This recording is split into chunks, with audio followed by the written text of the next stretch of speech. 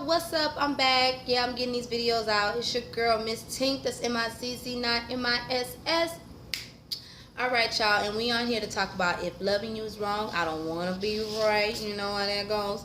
The season finale. Okay, and y'all, yeah, I'm trying to get my notes together, but this season finale was by far the shit. But yeah, let's go and get to it, y'all. Alright, y'all, so the season finale basically opens up where we see Marcy looking at the sign or whatever, because Randall with his old bitch ass put that damn sign up there about, the welcoming of the baby or whatever, and she was like stoned to the face, like the wind just whoo, and even Randall knew. So then that's when Randall questions Ramsey, like, who are you, what are you doing talking to my wife? Bitch, bye. Stop saying that word wife. That ain't your motherfucking wife, bitch. Okay? Anyways, I'm sorry, I don't like Randall, so y'all forgive me. Marcy's supposed to sell him a house. It's like, well, I might need your help moving and all that shit. And then, before Marcy could even just think straight, she goes over to Brad's or whatever, and Randall was like, oh, really? Because Randall was throwing up in her face, like, a son, I finally have a son, and all of this shit, talking about he's beautiful. I was like, girl, take your heel off and hit him upside the fucking head with it. Put a knot upside his head. Anyways, she goes over to Brad's, asking Brad, is it true or whatever, and Brad was like, damn, what are you talking about? But then sees the sign about the baby and was like, oh, shit, yeah, it's true. And I was like, oh, my God. And then she because Miranda talking about he's gonna go get some baby stuff, and then we don't see his ass for the rest of the episode. Can't stand that. Marcy runs in or whatever with Brad trailing behind her, goes to the restroom, and then that's when Miss Louise was like, what's going on, tells Brad to leave, and then sees a sign for herself, and she already knew. She was like, oh my goodness, already knew. Go in there, and then runs back in the house and tries to talk to Marcy, and was like, because she knew that she was hurt. And then that's when Marcy said she spent $187,347.92 trying to have a baby. The nigga didn't even try to want to even pay for any motherfucking thing. I would have took his ass to court on that shit. I'm just saying, maybe not be possible, but bitch, I'm just saying. She goes off, says how she was trying to have a baby for him, mentioned adoption. He didn't want to adopt. He always wanted a son. And then she kept trying so hard, and all of a sudden, Alex bitch ass come in and just takes up everything. And I was like, ugh. And Miss Louise knew it was fucked up. Miss Louise already knew. That's why she said, look, I'm going to give you $14,000 just to go. Leave this house, because some bad shit gonna happen. Basically, somebody gonna die in this bitch. In my terminology of taking it. And Marcy already knew, so she's like, fuck it, I'm gonna leave. And I know that's right, Marcy. Get your shit and go. Leave that bitch ass nigga alone. He don't deserve you. He gonna reap what the fuck he sow any fucking ways. Cause boy, Alex's family, we shall see. Let's go and get to the next scene. Alright, y'all, next we're back at the print scene or whatever, and Andrew was like, check out all the fallen rookies or whatever, and we see Pete still there, in that tangerine ass, tight ass shirt. Okay, alright, stop wearing your little brother clothes, but okay, I understand, show off your cuts, but hey, it is what it is. And then Pete goes talk to the captain, tells Captain about the disc and everything, about what's on the disc. Eddie shooting Ben or whatever, and then that's when the captain was like, I'm gonna protect you. Captain, was you really gonna protect him? I don't know. I don't trust that.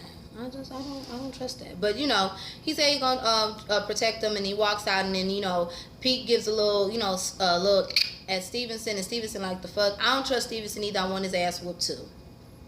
I'm just saying, I don't like Stevenson bitch ass. He's very suspicious to me. Let's go and get to the next scene. Alright, Lucian goes by Natalie, sees Joey outside. Joey can't act worth the shit or whatever. Joey tells Lucian about what happened between him and Fawn getting caught up, and how Mr. Kim fired him and his mom or whatever, and how Natalie put him out. And then that's when Lucian was like, well, I'm gonna go talk to your mama about it. And he was like, nah, man. Tyler, I hope you come back with a better Joey, because that acting, and Fawn, I need a better Fawn too. I'm just saying, it is what it is. He goes up there to talk to Natalie or whatever, and that's when Natalie was basically put it all out there about his money and stuff and all this, and then says about all this money, where you get the money. Thinks that him and Eddie are robbing drug dealers. Natalie, you was in the wrong for accusing that man, and you don't even have proof, but whatever. Natalie, like one of them bitter black women or whatever. I'm just saying.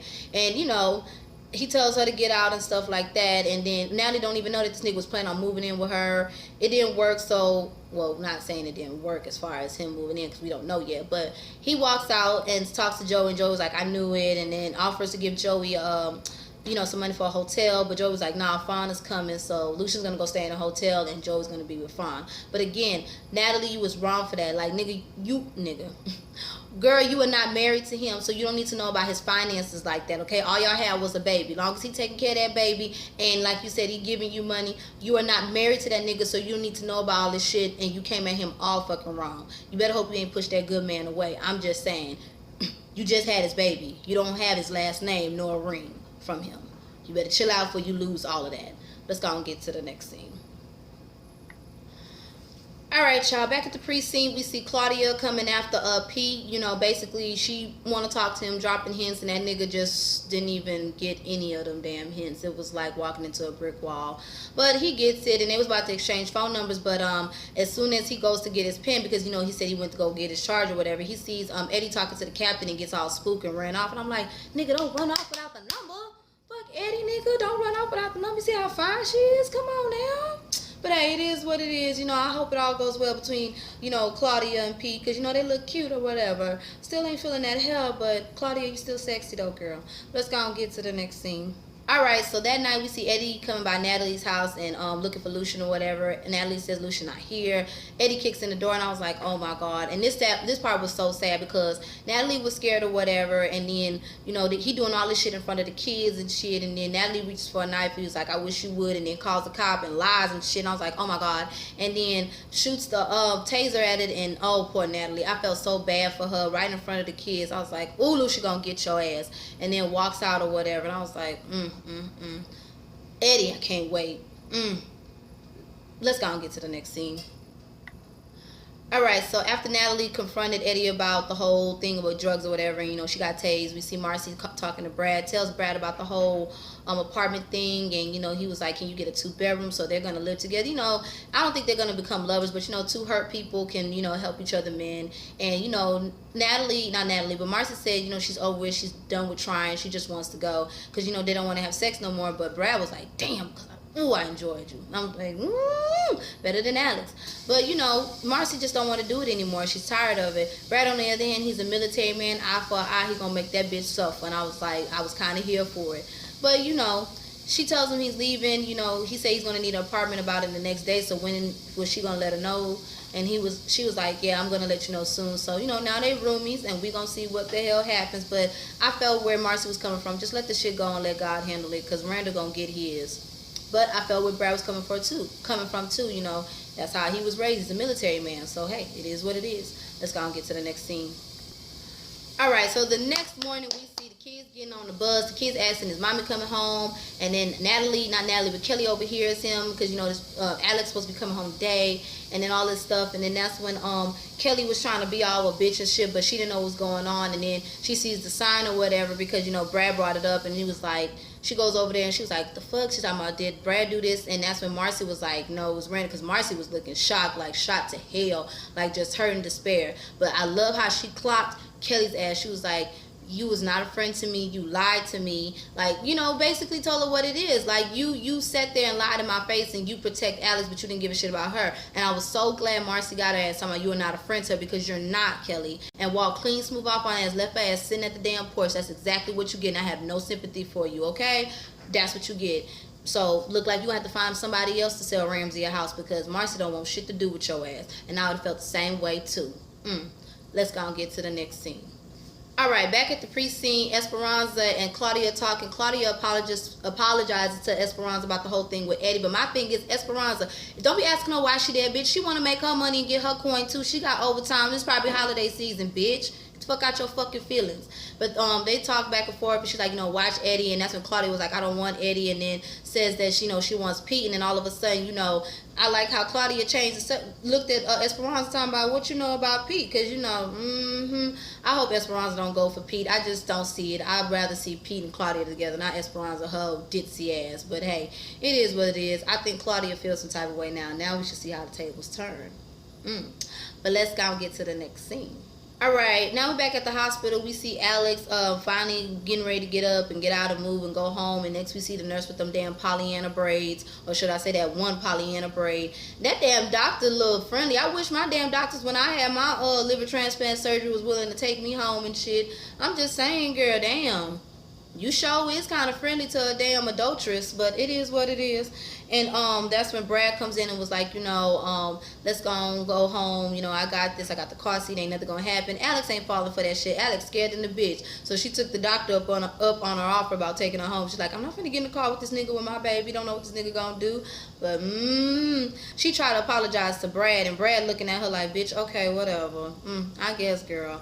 He ain't trying to hear that shit. You fucked up, Alex. Deal with the bullshit. But let's go and get to the next scene.